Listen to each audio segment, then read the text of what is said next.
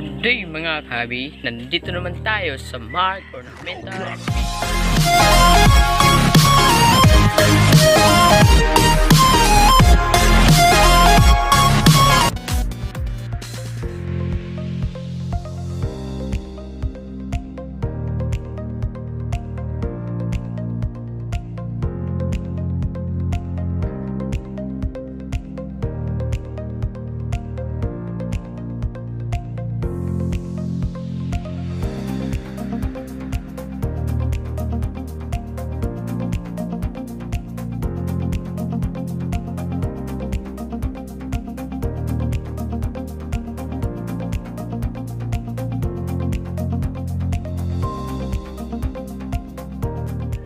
Mga kahabi, ang gagawin natin ay hindi pala gagawin, ang tatalakayin natin ngayon mga kahabi ay paano kung walang electricity sa atin, paano mabubuhay ang ating alagang mga isda. Meron akong ibigay na mga tips para magamit nyo sa inyong bahay at hindi na kayo bumili ng mga gamit pa at ayun, mga 6 steps ang ating gagawin mga kahabi. Kung ano yung mas ginagawa nyo kapag wala kayong electricity, ayun na lang, huwag na kayong magpaligoy-ligoy pa. Kung bago ka lang sa Fish Hobbyist or Fish Keeping, kung napanood nyo ang video na ito ay meron kayong makuha ng mga tips at meron kayong malalaman. Kaya first tips natin guys ay let's go. It's a prank. Let's go pala. Nakita nyo, nandito tayo sa ating farm, backyard koi farm. Ito mga kahabi, ginawaan ko na ito ng tubig na 70% to 80%. Ang baba na lang ito ay 1/2 inch. Dahil kapag ang lalim na yung tubig, ang koi ay hindi makakuha ng oxygen. At kapag mababa ang tubig, ang mga alagang isda natin ay makakuha ng oxygen.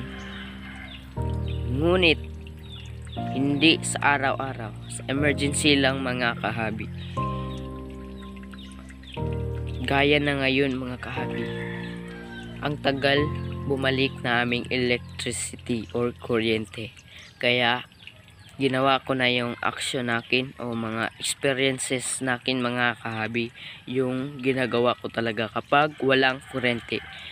Sa paggawa ko ng aking ginagawa kapag wala kuryente, hindi talaga ako mapatyan ng mga alagang isda. Dapat ang first step natin mga kahabi ay kukunin ang tubig na 70% to 80%. Ayun, pakita ko sa inyo mga kahabi ang aking mga fry kapag walang kuryente. Ayun mga kahabi, nakita nyo, ito ang aking breeding tank, no? Ayun, kita nyo, sobrang baba lang tubig. Hindi makaabot ng half inch, ano, kita nyo sa ating, no, 4 inch lang. Ayun mga fry natin, sigla pa rin sila lumalangoy at kumakain ng BBS natin.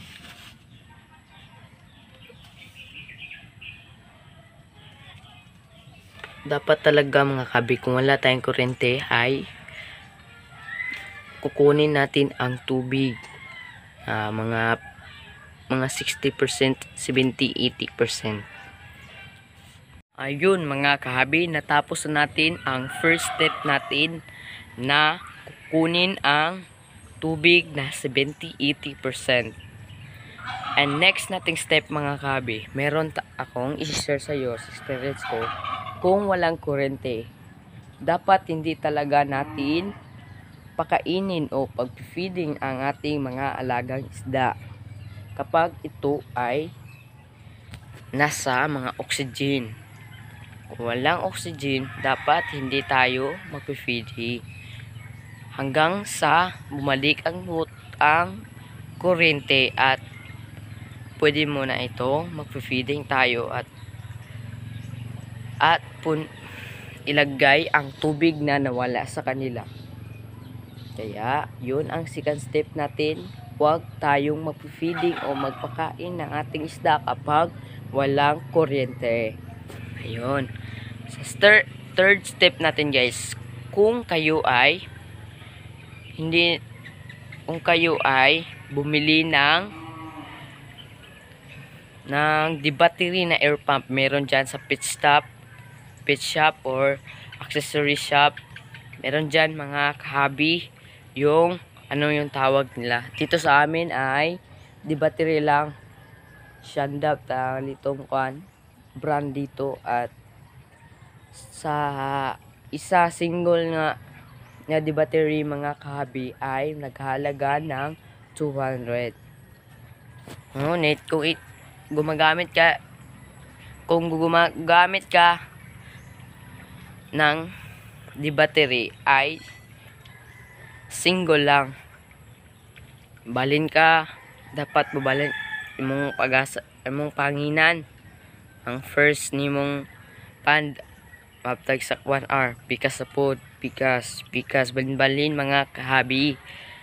Ngunit dapat yung di-battery natin ay emergency lang, hindi yung permanent, yung nawala ng kuryente gaya ngayon.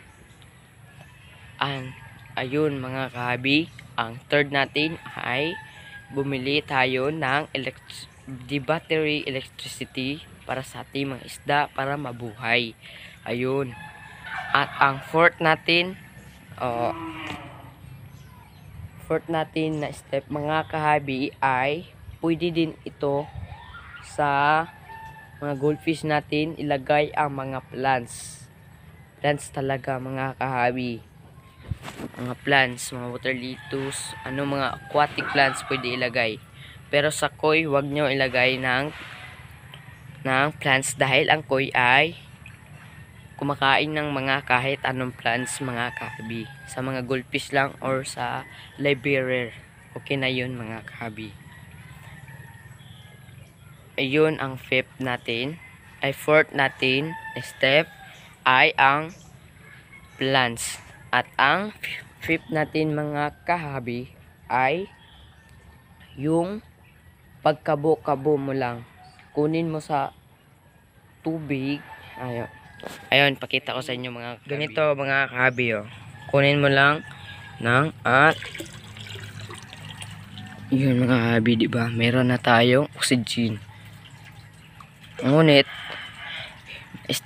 ma-stress talaga yung hindi naman ma-stress gaano. Maliit lang, sobrang liit. Importante mayroong oxygen sila mga kahabi. Ayun, magkape lang kayo o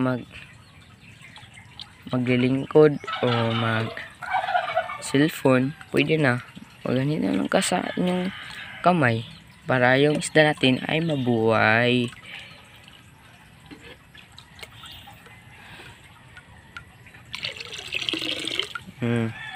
Ayun ang fifth natin na tawag nating steps para mabuhay yung mga isda natin.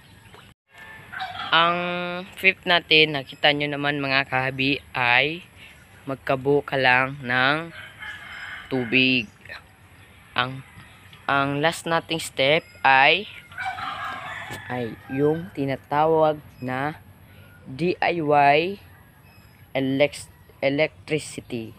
Yung DIY ay sobrang ganda at effective mga kahabi.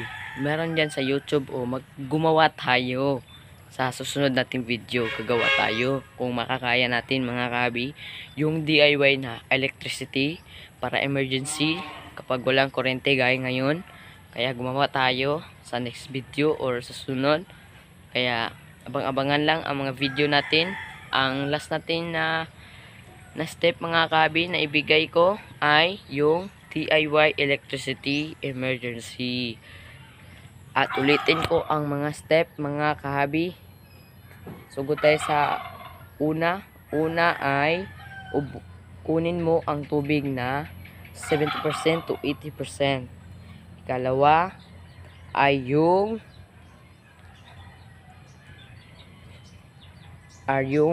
di battery mga kahabi. Di battery para sa emergency. Meron dyan sa mabili yan sa pet shop at sa accessories shop sa mga fish, ornamental fish. At third natin mga kahabi ay yung plants mga kahabi. Importante talaga. Pero accept na yan sa koi kasi ang koi ay kumakain ng mga plants. Kaya third natin ay mga plants. Ilagay natin sa ating mga isda, plants.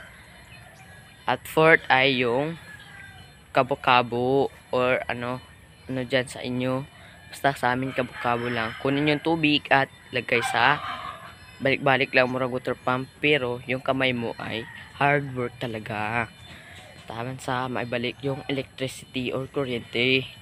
At plus natin nakuan, tinalakay ay DIY electricity. Meron dyan sa YouTube. Kung nyo, easy lang at no. Wala tayong dynamo o battery. Wala talaga. DIY air pump lang. At sa next video, gagawa tayo niyan kung pwede natin gagawin or marunong tayo dyan. Kakayanin ko na manood ng mga DIY electricity para sa inyo mga kahabi. Yun lang ang ating talakayin ngayon mga kahabi. Kayas. At meron tayong nakalimutan na step ay yung huwag tayong mag-feeding o pakainin ang mga isda natin mga kahabi. Yun ang importante mga kahabi. Huwag tayong magpakain ng ating mga isda sa time na wala tayong electricity or walang kuryente. And doon nagtapos ang ating talakayin mga kahabi. At thanks for watching, thanks for sharing, thanks for like, and thanks for subscribe, and thanks for comment below kung anong susunod natin talakayin and ano ang itatanong ko ninyo ay sasagutin ko. And thanks for watching. Like a Hellcat.